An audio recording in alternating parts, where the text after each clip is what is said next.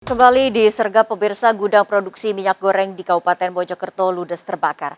Api dengan cepat membakar gudang hingga ambruk. Kebakaran terjadi akibat tungku mesin oven pengeringan bahan minyak goreng meledak karena kepanasan.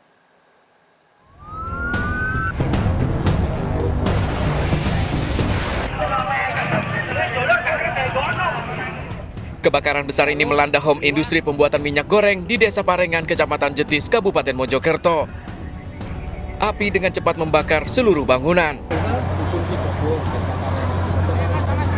Kencangnya angin ditambah banyaknya bahan yang mudah terbakar membuat api berkobar ke seluruh bagian bangunan hingga merobohkan atap gudang.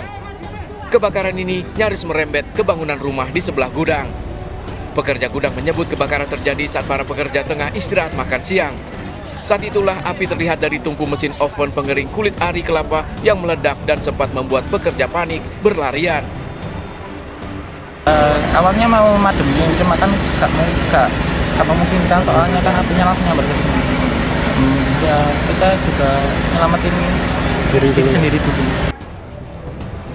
Petugas pemadam kebakaran yang cepat datang ke lokasi langsung melakukan penyemprotan agar api tidak meluas. Proses pemadaman sempat terhambat akibat banyaknya bahan minyak berupa serutan kelapa yang mudah membara. Api baru berhasil dipadamkan 2 jam kemudian. Dari pemeriksaan, pabrik ini telah lama dikeluhkan warga sekitar karena kerap menimbulkan limbah dan bau yang menyengat. Jadi proses dari salah satu karyawan, itu dia dapat laporan dari karyawannya, itu mesin oven sudah ada apinya. Sudah kesana langsung itu muncul api langsung menyebar, karena itu minyak. Tak ada korban jiwa dalam kejadian ini, kerugian diperkirakan mencapai puluhan juta rupiah. Dari Kabupaten Mojokerto, Jawa Timur, Solahuddin melaporkan. 14 orang ditetapkan sebagai tersangka dalam kasus pesta narkoba di tempat karaoke di Asahan, Sumatera Utara. Dari 14 tersangka, 5 diantaranya oknum anggota DPRD Kabupaten Labuan Batu Utara.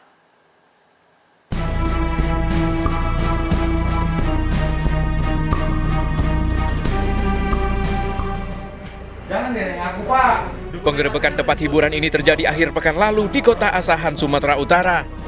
Dari lokasi, 5 oknum anggota DPRD dari Labuhan Batu Utara didapati panik saat polisi merazia ruang karaoke. Hasil pemeriksaan kelima anggota DPRD ini positif mengkonsumsi narkoba. Terhadap kelima anggota DPR ini apakah positif atau negatif, Bang? Positif. Kelimanya positif, Pak. Dari 17 positif semua itu, Pak? Tidak.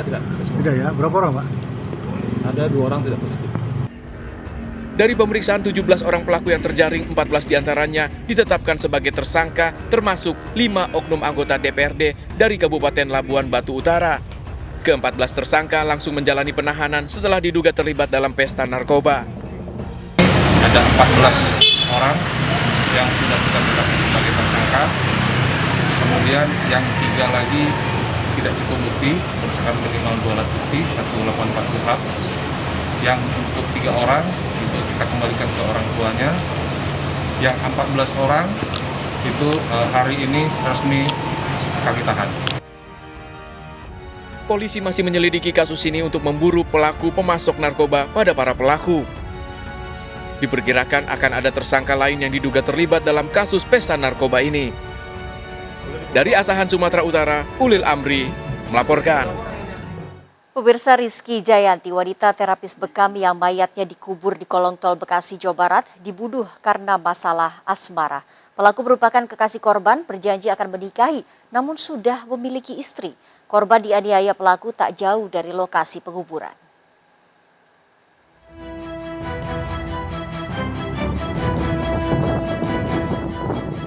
Emar, pembunuh Rizky Jayanti, terapis bekam yang mayatnya dikubur di kolong tol Jaka Sampurna, Bekasi, ditangkap polisi di Tapos, Depok, Jawa Barat. Selain Emar, polisi mengamankan barang bukti handphone korban yang dikubur di halaman rumah pelaku. Diduga handphone dibawa pelaku untuk menghilangkan jejak percakapan.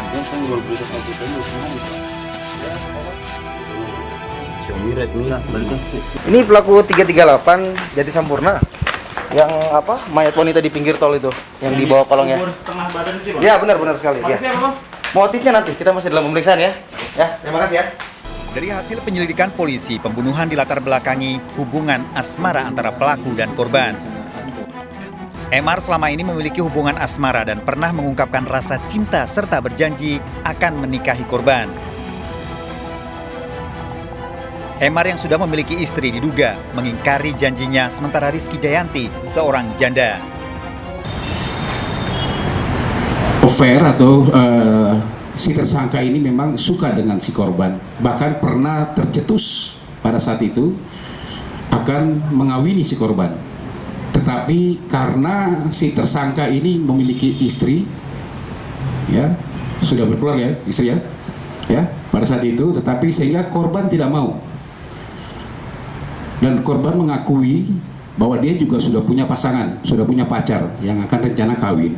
Nah inilah yang membuat si tersangka ini tidak terima, kemudian di sekitar jembatan tol Jati Sampurna di situ si tersangka melakukan penganiayaan terhadap si korban dengan menggunakan tangan.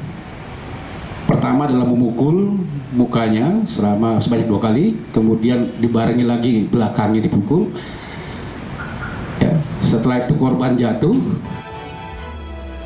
Akhir pekan lalu, mayat Rizky Sukma Jayanti terkubur setengah badan di bawah jalan tol Jatikarya, Bekasi, Jawa Barat. Polisi sempat kesulitan mencari pelaku karena tidak adanya saksi saat kejadian serta tidak ada CCTV di sekitar lokasi.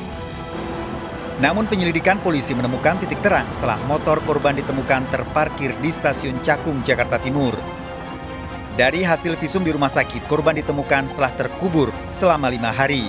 Mungkin dia menitipkan motornya dulu di situ, karena menurut keluarga biasanya dia kalau ada kerja keluar, itu biasanya dia titip motornya di stasiun Cakung.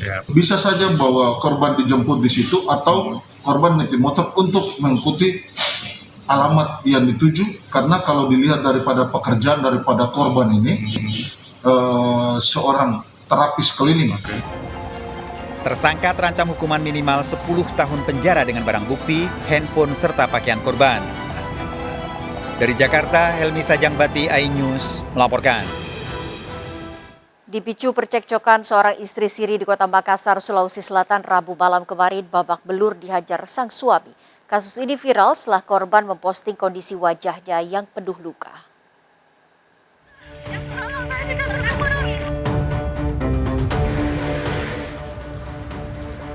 Andi Irfan, 31 tahun, tak berdaya saat digelandang ke Polsek Panakukang, Makassar, Sulawesi Selatan.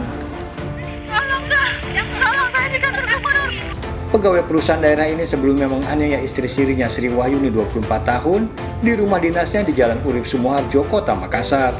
Akibat tindakan tersebut, korban mendapat 29 jahitan di wajah. Barang bukti sebilah pisau yang digunakan menganiaya korban disita petugas. Penyelidikan dan berakhir dengan penyidikan untuk perkara ini. Untuk pelaku, untuk saat ini masih tunggal, di mana pelaku sendiri yang berinisial AI yang melakukan penganiayaan tersebut terhadap korban. Dari keterangan korban sendiri, ini penganiayaan yang keberapa kalinya kemudian diterima? Untuk bahasa dari korban, penganiayaan ini baru pertama kali, di mana untuk pernikahan secara sirinya kurang lebih baru berjalan sekitar 1 bulan. Peristiwa berawal saat korban yang baru sebulan menikah siri menemui pelaku di lokasi kejadian. Keduanya terlibat cekcok hingga berujung penganiayaan. Di kantor gubernur dengan harapan saya bakal dikasih berkas-berkasku, itu lebih penting kan daripada pakaianku. Tapi di situ di kantor dia nggak mau ngasih. Dan di situ terjadilah cekcok. Jadi tiba-tiba dia tuh langsung narik saya, narik bajuku, terus dia jambak, dia seret bawa ke dapur. Pelaku terancam 5 tahun penjara. Dari Makassar, Sulawesi Selatan, Muhammad Nurbone melaporkan. Bayi dalam kondisi hidup ditemukan di tumpukan sampah dekat permukiman warga. Polisi menyelidiki ibu bayi yang tega membuang darah dagingnya demi menutupi aib hamil di luar nikah.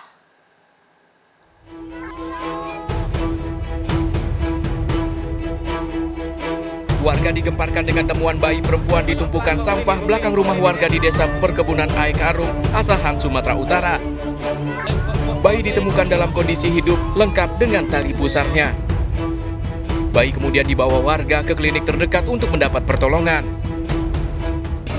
Jadi kan buang sampah lewat di sebelahnya. kok tiba-tiba kok kayaknya kok makin lama saya buang sampah itu terus ke bawah lah. Biasanya saya nggak pernah. Kok dengar-dengar ada suara tangisan bayi. Diduga bayi ini sengaja dibuang oleh ibu kandungnya demi menutupi aib hamil di luar nikah. Polisi masih menyelidiki ibu bayi yang tega membuang darah dagingnya. Dari Asahan, Sumatera Utara, Ulil Amri melaporkan. Kasus pembuangan bayi di tempat sampah di Asahan, Sumatera Utara dalam waktu singkat terungkap. Pelaku tak lain ibu kandungnya. Sang ibu nekat membuang bayi tersebut untuk menutupi hasil hubungan gelapnya. Pelaku yang masih berusia 18 tahun terancam hukuman 15 tahun penjara. Pelan-pelan bawa klinik ya.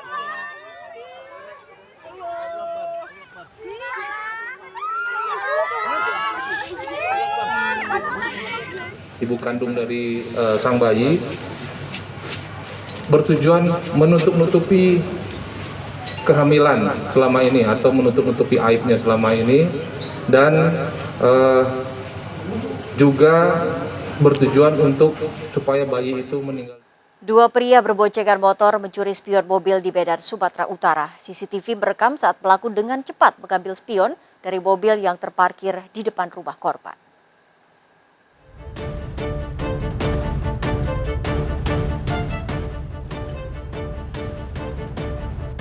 Berboncengan motor, dua pria menghampiri sebuah mobil yang terparkir di Jalan Pon 3, Medan, Sumatera Utara. Setelah melihat situasi sekitar dan dirasa aman, satu pelaku beraksi dengan mengambil sebuah spion mobil yang terparkir di depan rumah korban. Aksi pencurian spion mobil di lokasi ini sudah sering terjadi. Komplotan pelaku juga pernah menggasak ban serep mobil. Sekitar lagi sepi dan kami juga sedang istirahat di dalam, dan dalam waktu singkat alarm mobil berbunyi dan kita lihat ternyata kaca spion sudah lepas. Warga berharap petugas sering berpatroli di kawasan rawan pencurian ini.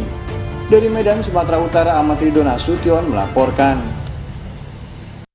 Aksi pencurian puluhan handphone di salah satu konter di komplek pertokoan terekam CCTV. Pelaku menggasak 20 unit handphone mahal sehingga korban mengalami kerugian mencapai 90 juta rupiah.